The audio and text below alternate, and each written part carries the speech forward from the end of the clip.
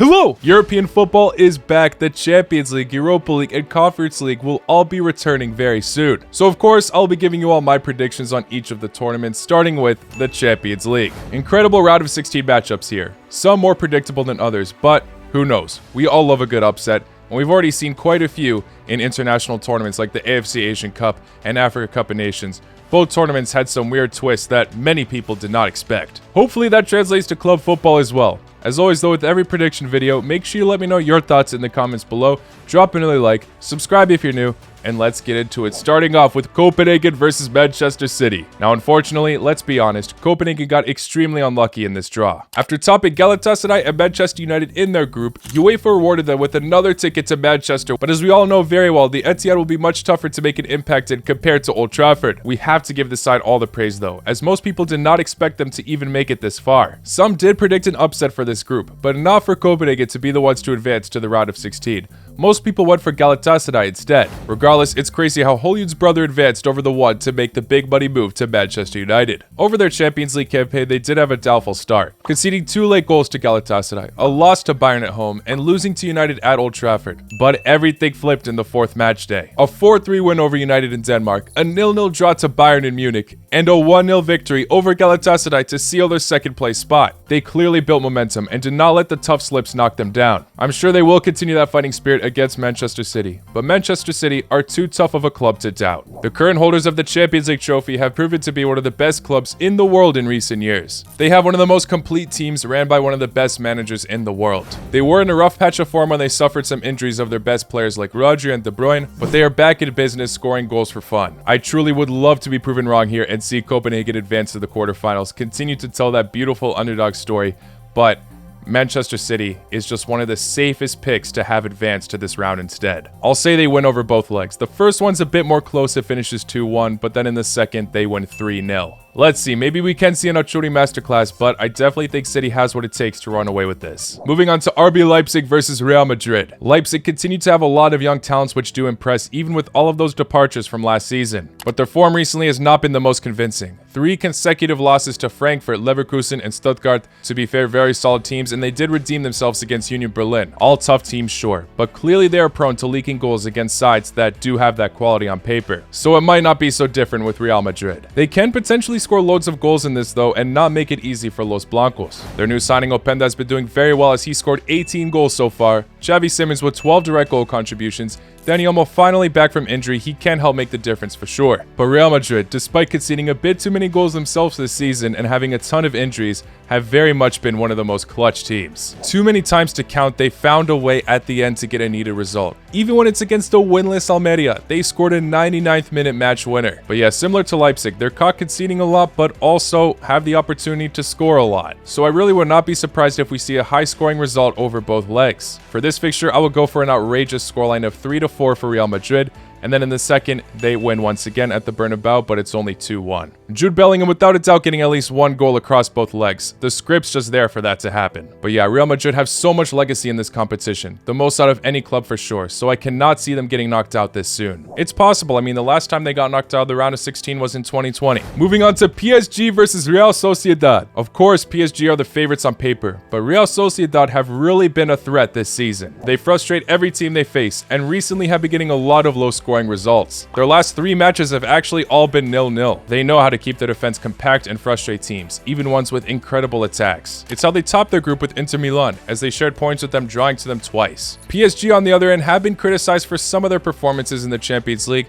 but they were in the group of death this year, only just escaping a group with Dortmund, Milan, and Newcastle. Of course, they have one of the best players in world football, Kylian Mbappe, who might be able to break through that tactically sound Real Sociedad defense on their day, as he already has 29 goals in all competitions this season. Within the attack, he is by far their most impactful player, as they also have Dembele, who many have been disappointed in, but he did rack up 7 assists so far in Ligue 1. But the last match PSG lost was all the way back in November at the San Siro. Without a doubt, no matter what happens here, I definitely see Real Sociedad at least making it difficult for them in one of the legs. This is big pressure for PSG as well, as in their last 2 Champions League campaigns, they got knocked out in the round of 16. An ultimate failure for the club, as they look to have one of the best possible attacking trios. Although Real Sociedad have been failing to score goals lately, they have been missing Kubo, who has been on international duty for Japan. And in their last 2 matches, they have been missing their captain Oyarzabal due to an injury. Like I said, I'm torn here, but this will be my upset for the round of 16. I think Real Sociedad has what it takes to shock PSG,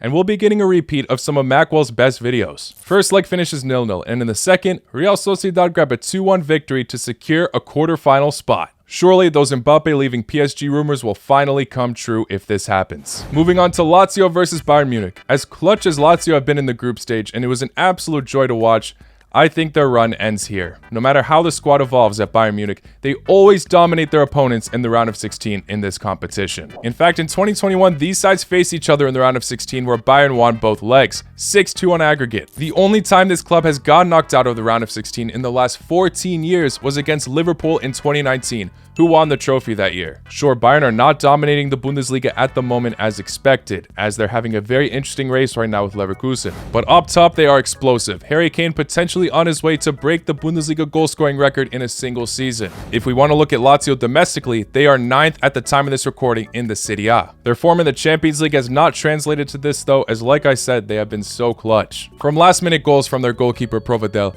to Pedro against Celtic, to only just beating Feyenoord and coming back against them. They had a cool run, I admire it, but like I said, it ends here. I'm saying Bayern win both legs, the first one 3-1 and the second 2-0. Moving on to PSV versus Dortmund. PSV are one of the few teams to stay undefeated domestically. Their form has been tremendous as well, 18 wins and just 2 draws.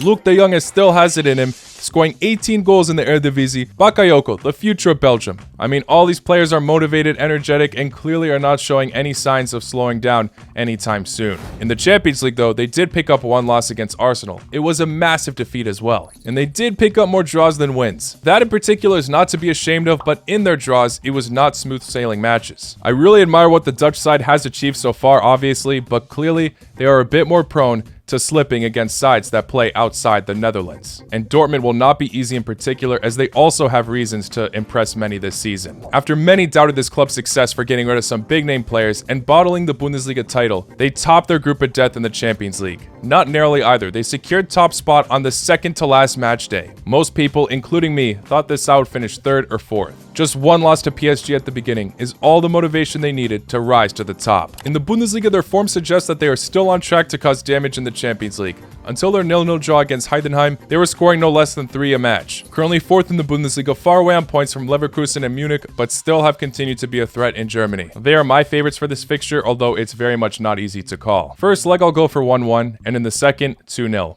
3-1 on aggregate, but best of luck to PSV. Inter Milan versus Atletico Madrid. I see many people picking their favorites, but to me, this is not an easy one to call. Many have Inter as the favorites to win here due to their incredible form in the Serie A and also being undefeated in their Champions League group, despite finishing 2nd. Inter only lost 1 match in the Serie A, which was all the way back in September to Sassuolo. They also got knocked out in the Coppa Italia round of 16 to Bologna, but this club is having an impressive season themselves. It just seems like no matter who's by his side up top, Lautaro Martinez excels. Now he's doing it with Thuram, both with an insane amount of direct goal contributions this season. Now, despite Atletico Madrid not having consistent form like Inter this season, they are falling short to top teams like Real Madrid in high-scoring affairs. The attacking football this team has been playing has evolved a lot over the past few years, with Griezmann recently playing in some of the best form of his life, along with Morata being their top goal scorer. 2 deadly attacking forces coming up against one another. I really think it will break down to that defensive line at the end. We know in the past that was Simeone's game, but this season in particular, he has been conceding way more goals. Inter, with many examples, have been able to keep clean sheets against top Italian teams, so although Atletico could pull through, I have Inter doing it over both legs. In the first leg, Inter win 3-1, and in the second, it's a 2-2 draw.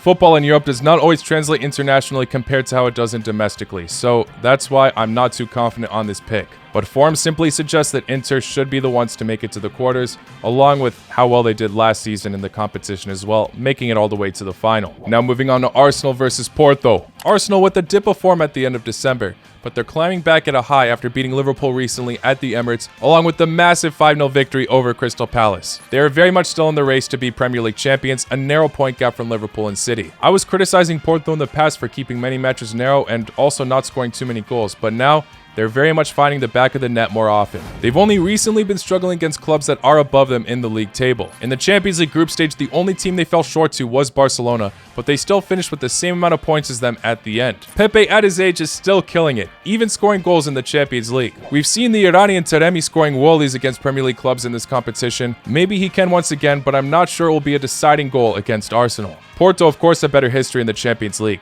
They've actually won the trophy, but I do have Arsenal being the favorites to advance to the quarterfinals. They're playing wonderfully as a unit, all the attacking life from Saka, Trossard, from even having one of the best defensive mids in the Premier League, Declan Rice. Sometimes the side does possess a finishing problem, but on their day, they're fantastic. They've all been pulling through, and that win against Liverpool is a massive statement that they're back to excelling at full speed. I'll have the first leg finishing 1-0 and the second 4-1. Can they carry on throughout the whole competition? Probably not, but I do think Arsenal have what it takes to at least make it to the quarterfinals. And the final match we're looking at, Napoli versus Barcelona. Very tough one to decide. Both clubs have been facing quite a bit of criticism throughout the season. Napoli, of course, with higher expectations after winning the Scudetto last year. With constant shift to management now, they're currently being coached by Walter Mazzarri. In his 15 matches coached for the team so far, he's won 6, drawn 2, and lost 7. And some of the losses were heavy, against sides they should have been beating. Barcelona's morale has really seemed to sunk though, as Xavi has stated that he will be leaving the club at the end of the season. The defensive record has not been great. They suffered a heavy blow in the Supercopa de España final, losing to Real Madrid 4-1. They also got knocked out in the Copa del Rey to Atletico Bilbao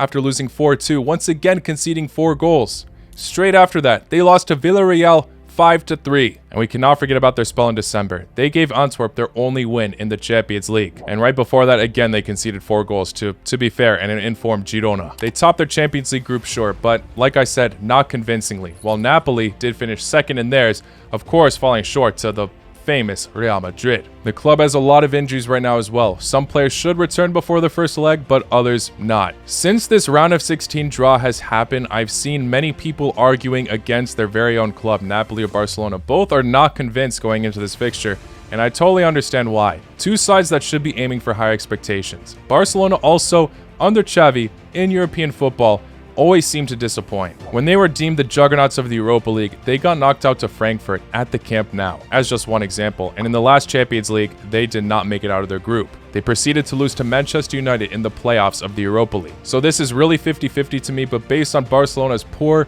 European legacy under Xavi, I'm going with Napoli here. I'm going for a surprising take in the scorelines though. In the first leg, which will be played in Naples, I'll say Barcelona grab a 1-0 victory. But then in the second leg, Napoli win at the Camp Nou 3-1. Probably gonna age badly, but I'm really just giving the scorelines as a bonus. But yeah, guys, those are all of my Champions League last 16 predictions. Like I said, let me know your thoughts in the comments below. So far, I've not been getting a good track record on my predictions, but the AFC Asian Cup and the AFCON has let down my confidence massively.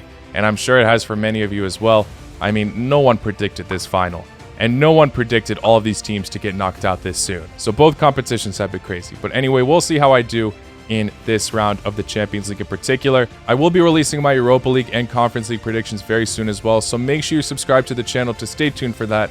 And I will see you all then. Take care. Lá com nós.